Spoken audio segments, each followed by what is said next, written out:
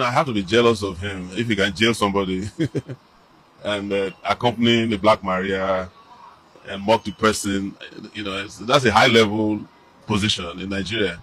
Not many people can do that. But on a serious note, I found myself defending him several times. In Easter of 2024, I was in the US. I just arrived in the US. And I was called by Deji Adeyanju that he was arrested by some people accused of cybercrime. And I called the DIG at that time of the FCID. He was in Ekiti. And he told me, he said, Sowore, I've never released anybody from police detention on Easter Sunday. And I said to him, as long as you arrest people on Easter, you can release this man. I never knew who VeryDarkMan was at that point. It was Deji Adeyanju who called, and we were on the phone frantically. And that DIG had to send a commissioner of police to go and release him from a police station at the NCC here in Abuja. So, and after that, I never really met him. I know his lawyer, Deji, but several other things happened. There was a time we had issues with Femi Falana, and we were the ones who said Femi Falana should take the civil route, even though there were criminal prosecution alternatives available to him. Even he himself impersonated the Nigerian police force and was arrested for it, right? He wore the police uniform. And we condemned it. We said, this is creativity. But was he sent to prison for how many months? For 26 years? Of course not. So, he has been involved in a criminal offense known as impersonation. That's the reason why BLord is sent to prison. My reaction to this, having given you some background, but there was also another one that the FCC arrested him. We had to go and threaten the FCC person in charge at the Ministry of Justice. They have no right to detain him without trial. So I'm just giving you all this background not to prove any point. My attitude towards oppression is, my biggest focus is not even the people who aid oppression, as much as the officials whose fiduciary duty it is to ensure that people are not oppressed. I hate when people are detained even overnight, when they shouldn't have spent an hour at the police station. So that's why I'm always fighting. And I don't have to know you to do that. I don't know BLord. Never met him before. Although eventually, I did speak with him in prison a few days ago, just to let him know that everything will be all right. And so, with regards to sending me to prison, all kinds of people send me to prison all the time. Prison is nothing to me. So, if he has the capacity to send me to prison, I'm available anytime. I'm back to Abuja now. But I think that reaction came from a place of guilt, that he realized that he hasn't done well in this particular episode. And the other reactions are just, maybe his brand is built on instilling fear in people. And I think that's what you hear from people. You should be afraid. But, yes, you see, this activism we talk about is not a title that, in fact, if you see anybody who has a business card that reads activism, run away from the person. You should go and find out the meaning of activism. Your engagement in an active way for a cause, a good cause. That's what they call activism.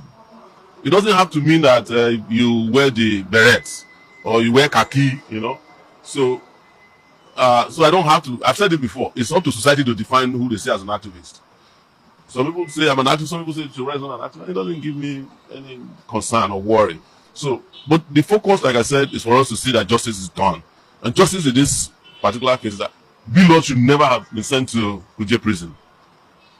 The essence of bail is to be able to present the person back to undergo his trial. It's to ensure that the person doesn't run away. And I heard that he told the judge that he has a house in Abuja.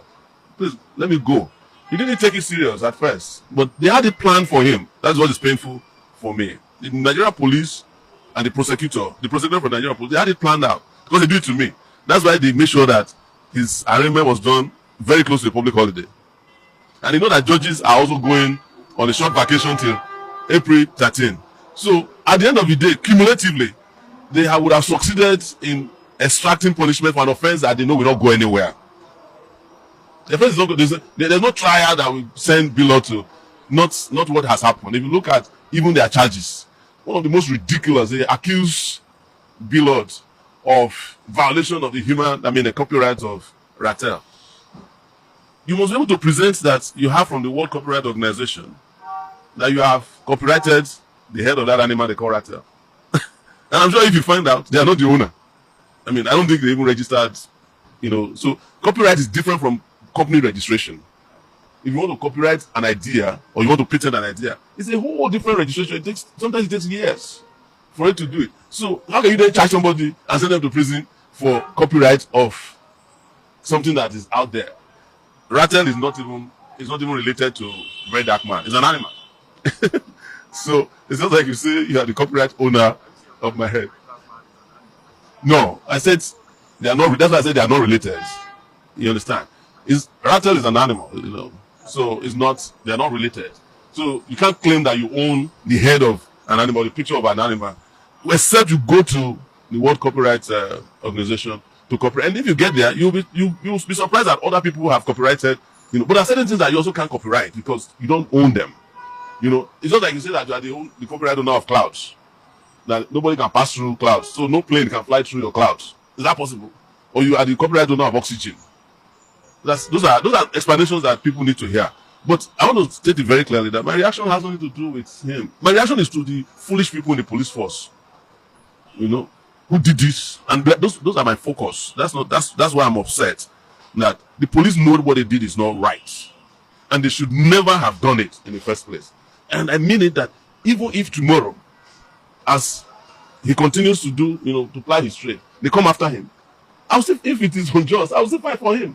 I don't know how many of these kids, you know, this content creator. Some of them, the only reason that I did do content creation is because I went and built them out of police station in this Abuja. Every time they arrest them, I just go there, I don't ask questions. I take you out. When they come out, they people start abusing me. It's fundamental human rights. Because they got to keep the content creation going. It's creativity, and I'm a lover of creativity as much as I'm a lover of human rights. He's right that I don't have a right, but I can make my opinion known. That because we are both associated, that's why I said this guy is an astute lawyer.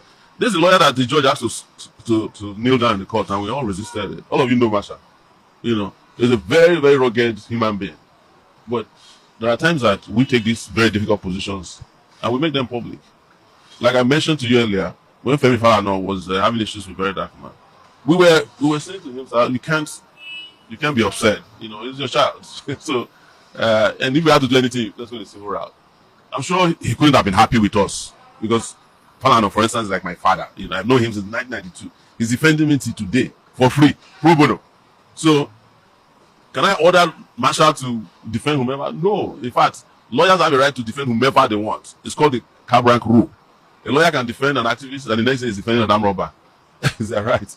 But I can state to him publicly, which I've also done privately, that I disapprove of his involvement in view of the fact that we are now sharing the same emotional, political, and moral space. Everything starts and ends with government policies in Nigeria. Everything. The quality of life, how rich or how poor we are in Nigeria starts and ends with government policies. Whether there will be jobs, whether people will live in good health, it starts and ends with government policies. So if we want to solve the problem of unemployment in Nigeria, government policies. If we want to stop the injustice, corruption, government policies. If we want to go from consumption to production, government policies.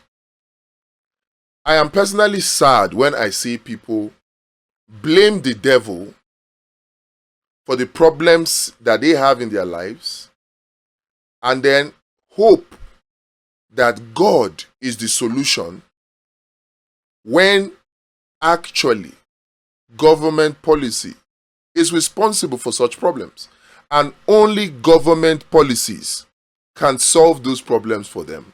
What are those problems? When people go to church or go to mosque to pray, they pray to God.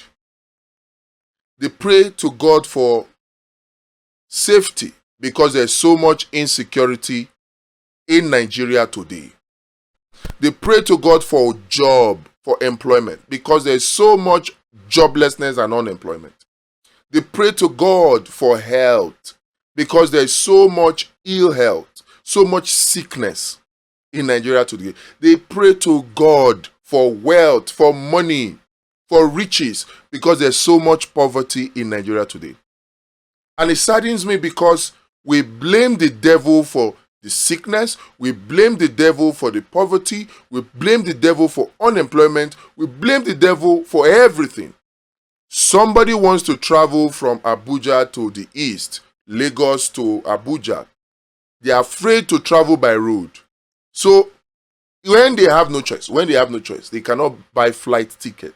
They have to travel by road. What do? They will say a lot of prayer. They will first of all go and see their spiritual leaders for spiritual blessing. They're praying that, they go and come back safely. They are praying against accident. They are praying against kidnappers and bandits. Is the devil responsible for kidnappers? Is the devil responsible for accident that could be caused by bad roads and bad drivers? Is the devil responsible for joblessness and unemployment? Is the devil responsible for poverty? Everything starts and ends with government policies. The insecurity that we have, government policies, not the devil. The joblessness and poverty and hunger that is in the land that we have, is it the devil that caused it? Government policies. The problems that people have, even in their personal life. Today, the preponderance of opinion is that the youths are lazy. Is that caused by the devil? No. Government policies.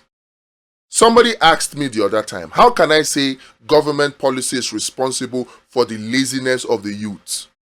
Government policy is. If a government has a policy of corruption, what will happen? Youths will be corrupt because Donald Trump said it. In societies where bandits are the heroes, children want to become bandits. People want to go where they are celebrated, not tolerated. If the policy is for you to be rich, you have to twerk on TikTok. Every youth will want to twerk on TikTok.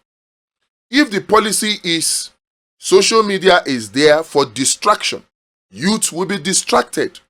If the policy is for you to be a youth and get out of poverty, your best chance is Yahoo Yahoo, or your best chance is hook up. If the policy is, hard work doesn't pay, for you to become rich, you need to be a political thug. If that is the policy like we have it in Nigeria today, why do you think the youth will not be lazy? Compare that with the policy in a place like China, where social media access is restricted and youths are encouraged to create and make things more. Not even just youth, even children. What do you see? China is the production capital of the world. China was able to take over 1 billion people out of poverty within a very short time. Today, China has less people living in multidimensional poverty than Nigeria, despite having 7 times the population of Nigeria. China is 1.4 billion people. Nigeria is 220 million people. Yet, we have more poor people than China. Why? Government policies.